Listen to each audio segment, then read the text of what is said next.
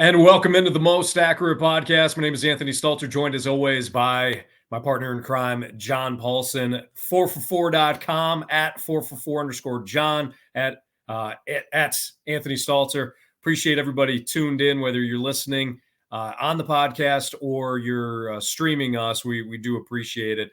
John, I guess we have a Thursday night football game between my Atlanta Falcons and the Carolina Panthers. And are your thoughts on D'Onta Foreman, who had another big game, maybe some thoughts on Cordero Patterson and his touches as well. We'll get into this week's big storylines, the sleeper sneaky start of the week, hand out some sneaky starts, and discuss a little bit about the breakout receiver model, see who's popping this week. But we do start off with that Thursday night football game, John, and whether it was Marcus Mariota just deciding to, wing the ball anywhere he wants to, regardless of whether or not the receiver is wearing his jersey or it was a DB, or his offensive line deciding to punish him by just, allowing free rushers. It was a pretty nasty night for the Falcons. But from a fantasy perspective, what do you think about D'Onta Foreman? Another big game for him against Atlanta, another big game overall. Chuba Hubbard didn't really play that much. He was active, but didn't play that much. In fact, it was Blackshear who got a lot of the RB2 work.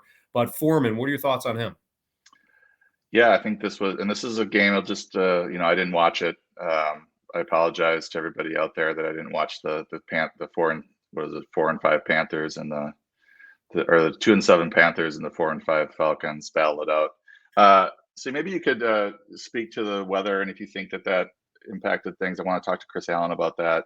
There was a lot of concern heading in with the winds at about 11 miles per hour, a little bit of rain.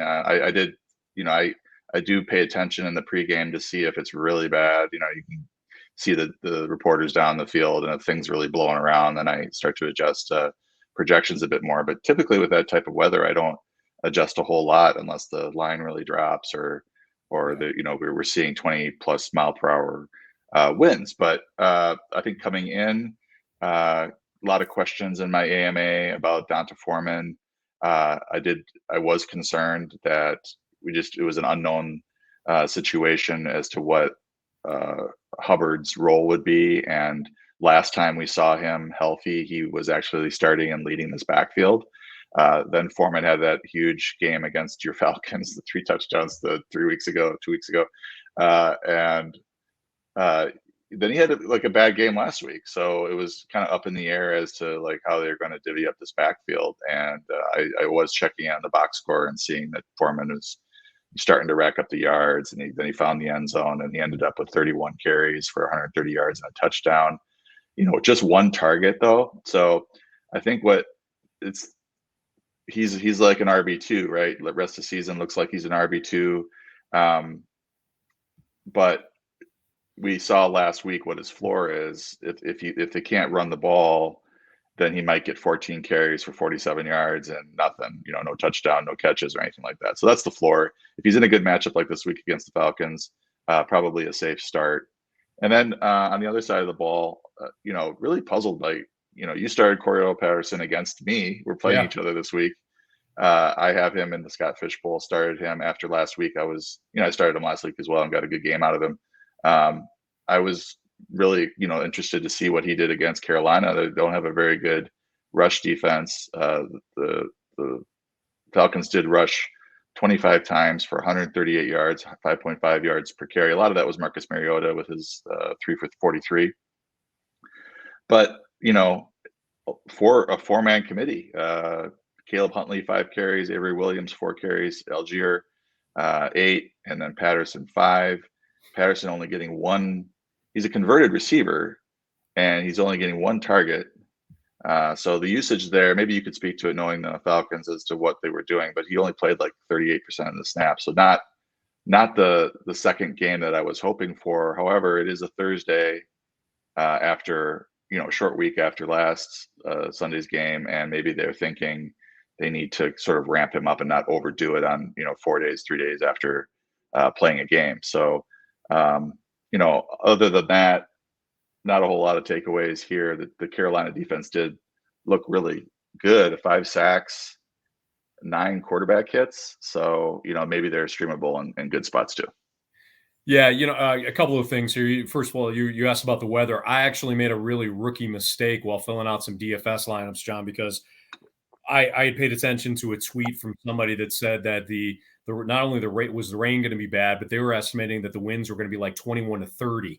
So immediately I jumped on, all the running backs. As you noted, I started Cordell Patterson and Tyler Algier against you in our league, thinking the Falcons run the ball all the time, anyways.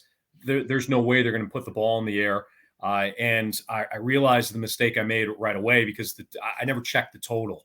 And when I'm talking about the total, I'm talking about the Vegas total. It didn't move at all. So the fact that didn't move, I overestimated that one tweet on the win. So just kind of, throw, no pun intended, but throw caution to the wind and really check that total or the spread to see where it's going, because Vegas will know before anybody else knows. So I made the mistake there. It wasn't as bad. And as soon as Eddie Pinheiro came out to kick the first field goal, I realized the mistake that I had made. So the win wasn't a factor. The Panthers were able to throw the ball. As far as like the usage for Patterson and Algier and Huntley, they are a 4-back committee, man. They want to run the ball. It doesn't matter if they're down 20 or up 20, they're going to run the ball.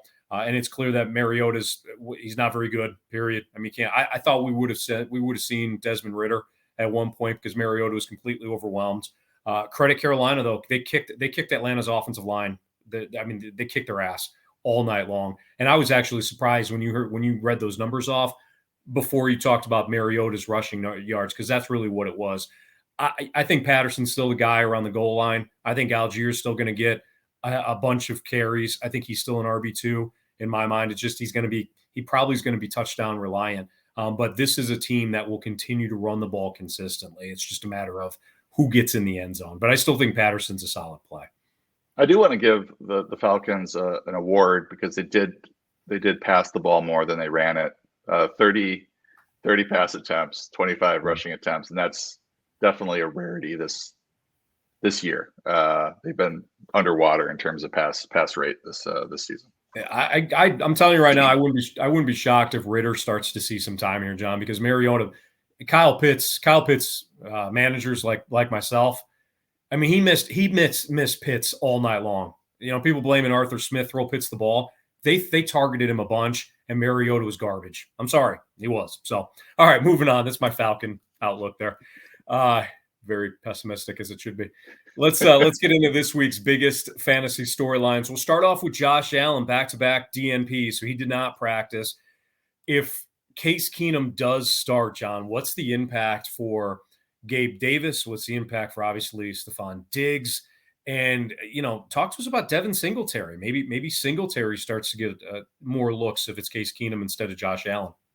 Yeah, and the Vikings overall had a good season. The defense is decent, pretty effective offense. So they should be able to put up some points. The Buffalo defense, obviously really good. So we'll see.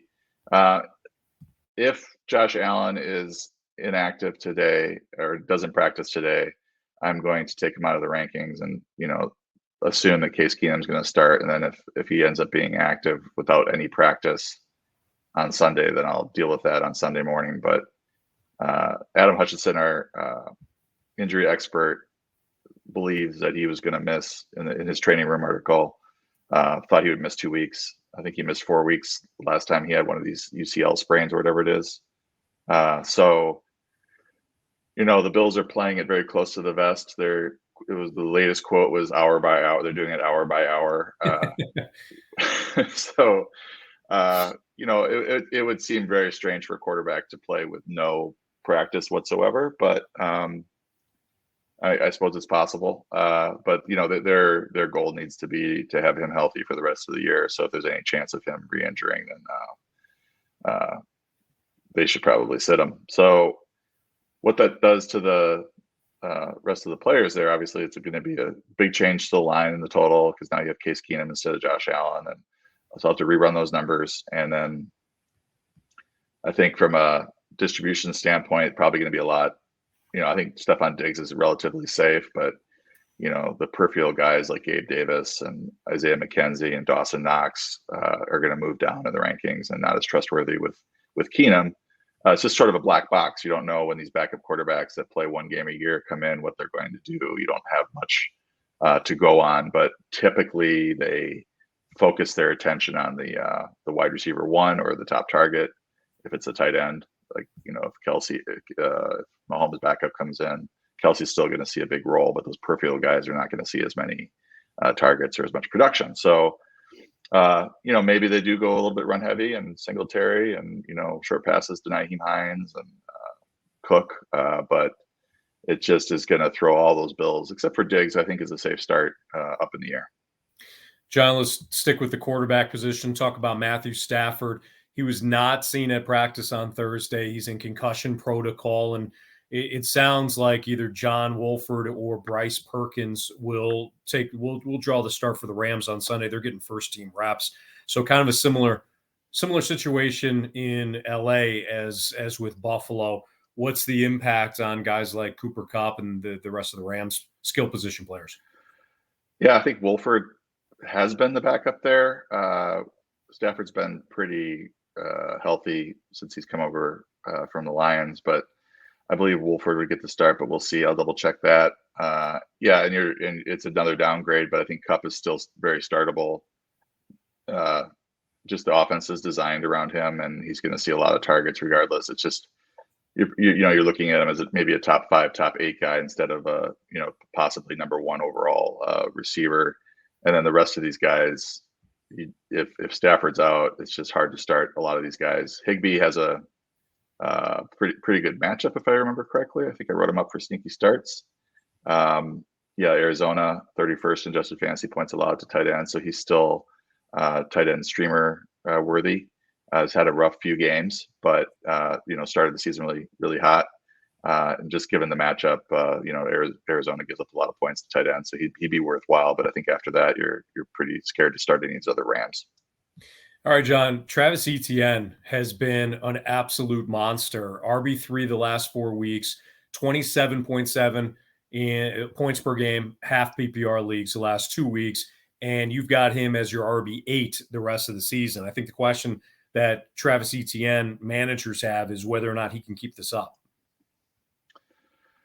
Yeah, I think the answer is yes. If you just look at what he's been doing with James Robinson out of the mix, it's just an insane workload for somebody that we were coming into the season thinking he's very talented. They don't seem like they want to lean on him as a bell cow. And James Robinson looks good in camp and is being, the beat writers are being told by the coaching staff that he is their RB1. So those drafters who just kind of drafted through it and took ETN had a few tough games at the start of the season. He didn't score more than 12 fantasy points PPR until week 5, but they just held on, and now they're being rewarded with after the trade. 24 carries, 156, and a touchdown against Denver. 3 catches for 6 yards. And then against Vegas, 28 for 109, 2 touchdowns with another 2 catches. Another good matchup this week against Kansas City, 23rd in adjusted fantasy points allowed to running backs. I will note that coming out of the bye, Denver's a so-so matchup. Vegas is a really good matchup, so those 2 games aren't shocking given the workload. I would expect another 20-plus touch game for him.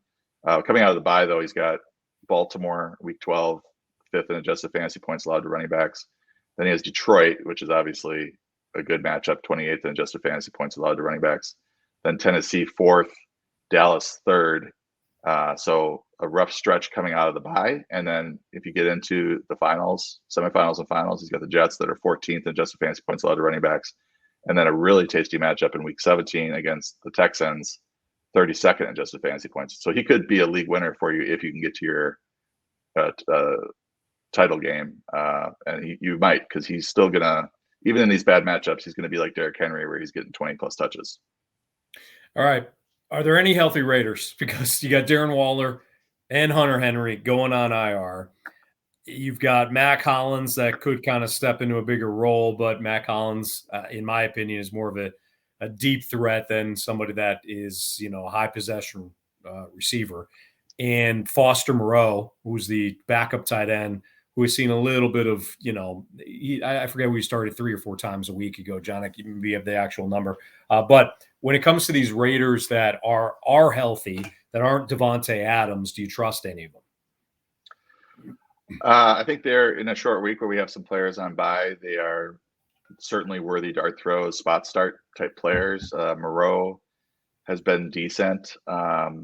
He's got at least 5 targets in each of his last 4 games, so that's the sort of workload that we're looking for from a spot start.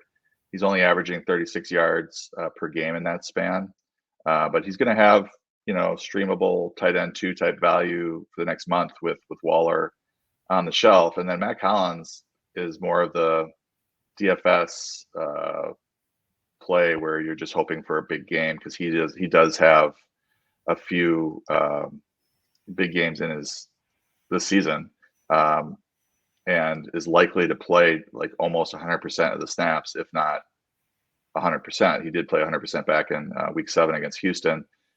He had 8 catches for 158 yards and a touchdown on 10 targets. Back in week 3, he had 5 for 66 on 8 targets the week before. That's when he was getting picked up the first time off the waiver wire. Then he's had a couple clunkers before the bye. He only had 3 catches for 33 yards in 2 games versus Denver and Kansas City. Came out of the bye with 2 for 44 and a touchdown on 3 targets against Houston, 7 for 64 on 8 targets against New Orleans. And then last week, pretty disappointing, 2 for 17 on 4 targets against Jacksonville, who were 28th adjusted fantasy points allowed to receivers. So good matchup. He kind of wasted it. Now he's got Indianapolis, Denver, Seattle, all top 4 against receivers. But with Hunter Renfrow out, Darren Waller out, they're really going to need him. So I think he might be able to produce, or at least get the steady 6 to 8 targets per game that we are looking for with spot starts. All right, John, I'll throw a bunch of injuries at you in our injury roundup, and you can go, one by one if you choose to. Keenan Allen did not practice on Thursday. David Njoku did not practice on Thursday. You can talk a little bit about Harrison Bryant again. Ezekiel Elliott limited on Thursday. Jonathan Taylor was full practice Thursday, which is good. They're going to certainly need him. Deion Jackson did not practice Wednesday or Thursday. Brandon Cooks limited on Thursday. As we know, he's been disgruntled after following the trade deadline, in which he did not get traded. Ryan Tannehill, full practice on Thursday, so it seems like Ryan Tannehill is going to be back this week, sending Malik Willis back to the bench. Kyren Williams may return week 10. Malcolm Brown did not practice Wednesday or Thursday. So that's kind of our injury roundup, John. Just some thoughts on those guys. Yeah, we don't know what's going on with Keenan's hamstring. We saw a report that it was supposedly getting close, but he retweaked that was after he retweaked it during the bye, which is really bad news, because you're supposed to be getting healthier during the bye, not retweaking your hamstring. But Josh Palmer is going to be good in the short term, especially with Mike Williams out. DeAndre Carter is a possibility as well. Njoku, I have him in the rankings right now, but because I did see a report that he was expected to play, but he did not practice Wednesday or Thursday. And I'm waiting to see what happens today. But if he's out, Harrison Bryant is a pivot, but he is not the tasty, sneaky that we like, because he only ran 11 routes last week. I think there was some issues with pass blocking. So he was in, he played a lot of snaps, but he was blocking most of it. So not a lot of opportunities for him to make plays with only 11 routes run. So not a no-brainer. If Njoku has to sit, I think I would look elsewhere. Ezekiel Elliott against the Packers can't stop the run. He's certainly an RB2, RB3 type if he plays.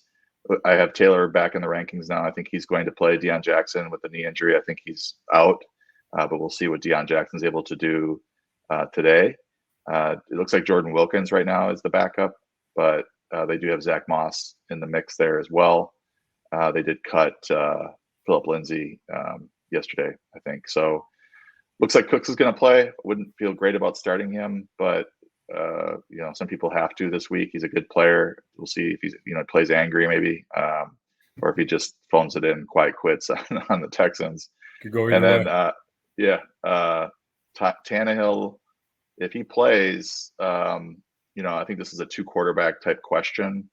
I've got him in the rankings right now at 25. Denver is the worst matchup for quarterbacks in the league, so pretty dicey to start him. They probably would lean on Derrick Henry quite a bit. And then Kyren Williams, I think the Rams backfield situation has been one we've been watching all season. And, Darrell Henderson is still the lead back. Cam Akers is back in the mix. But there was a lot of talk about how much the Rams love Kyren Williams and that he was slated prior to week 1 to have a role. So they don't seem in love with Henderson, giving him 15, touches consistently. Akers is back, so we might see it's a good in deep leagues. It might be good to stash Kyren Williams. He's still on the waiver wire, but this Rams running game has not been really productive at all. So it's not like you're gambling on a Tony Pollard type in a great running game. It's pretty tough there for the Rams. All right, time for the Sleeper Sneaky Start of the week. Sleeper, of course, one of the fastest growing customizable fantasy football platforms in the industry. You can head to sleeper.com or download the Sleeper app and check it out for yourself. John and I use Sleeper in our league, and we certainly have grown to really enjoy it. We've used other formats in previous years, and Sleeper is one that we really like. So, John, without further ado, your Sleeper Sneaky Start of the week. Almost got you there. Got me. Good job getting through that. Donovan Peoples-Jones. I think he's somebody that is on some waiver wires and is available for a spot start. Miami is 15th in adjusted fantasy points allowed to receivers, but the Browns are going to have to put up some points to keep pace with the Dolphins, who have a really good offense. Peoples-Jones has cleared 71 yards in 4 of his last 5 games. He's actually played better on the road, where Amari Cooper hasn't been as effective.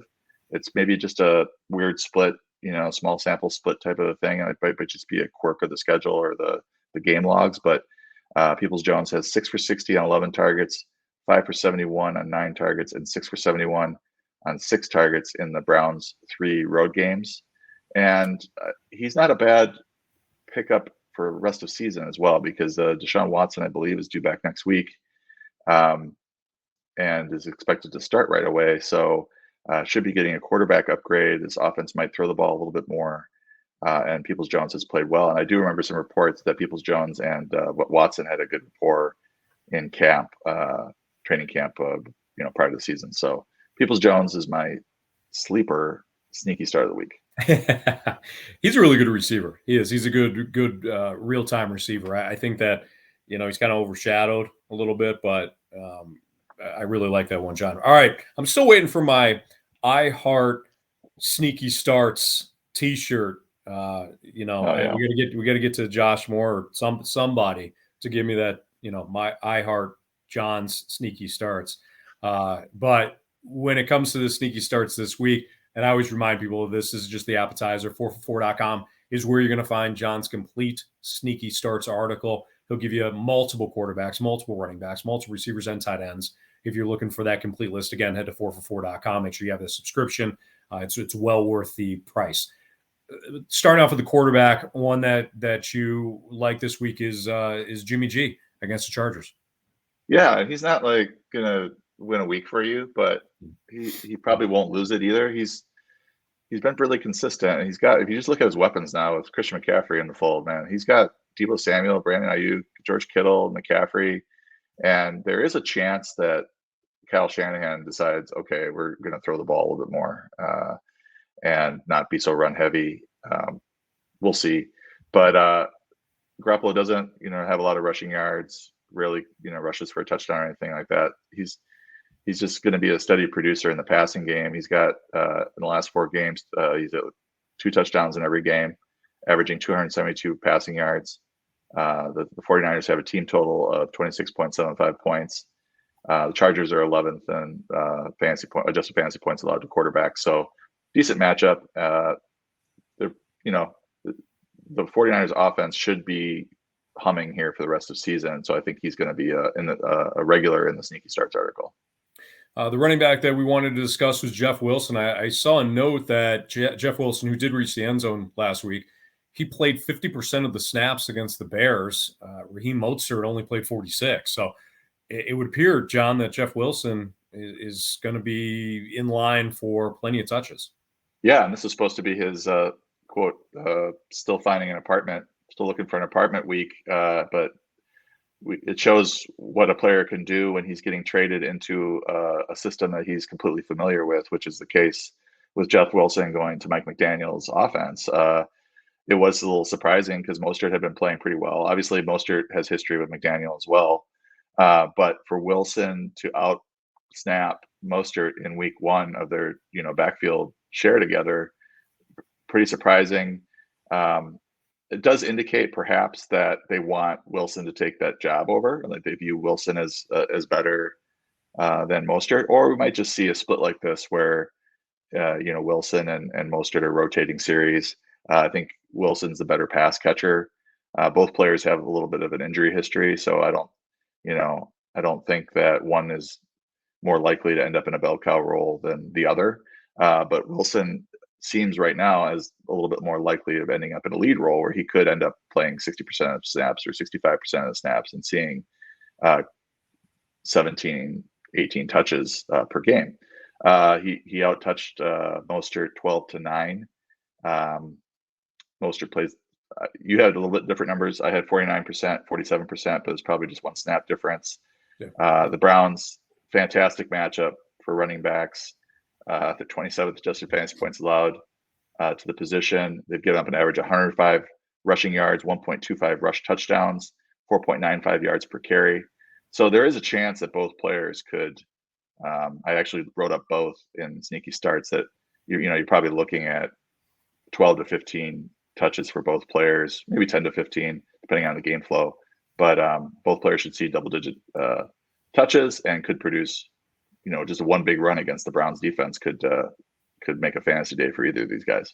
And the tight end, Cole Kmet of the Bears, as he takes on a Lions defense that, unfortunately, John, played pretty well last week against your Packers, but typically has been shredded.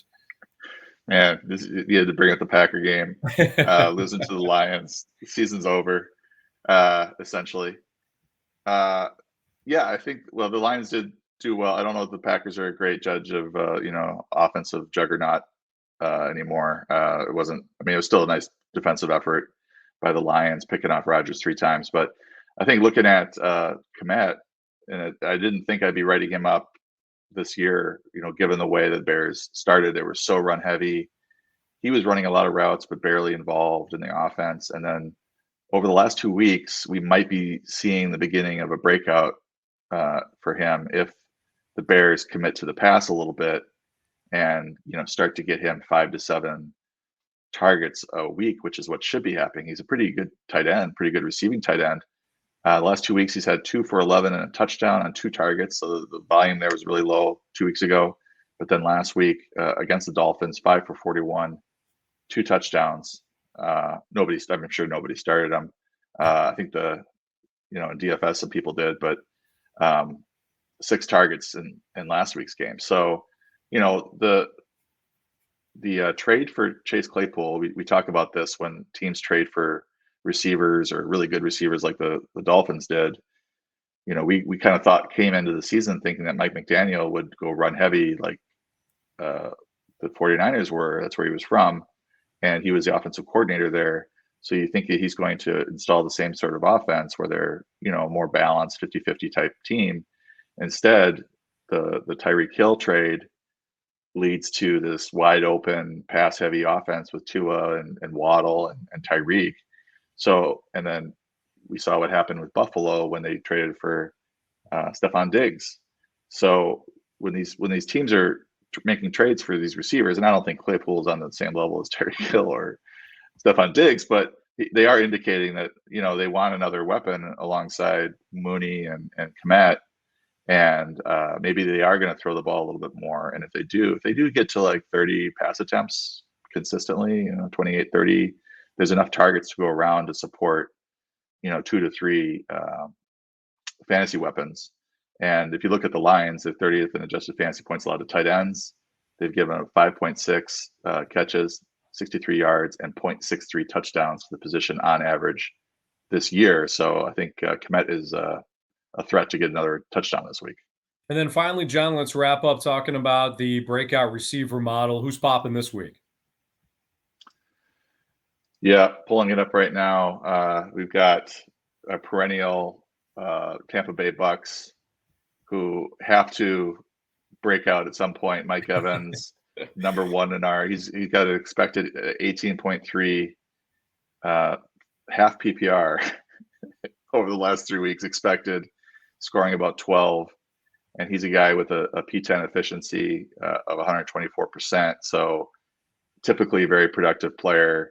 We like to see these guys, big names like this in the model. They tend to break out.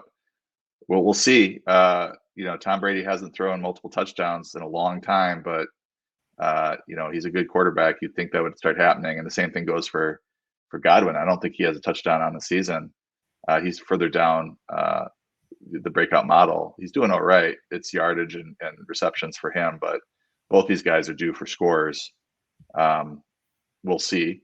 At tight end, interestingly, Greg Dulcich, who I started against you this week, Anthony, in our league. I finally found a tight end who I like. It's been a grind.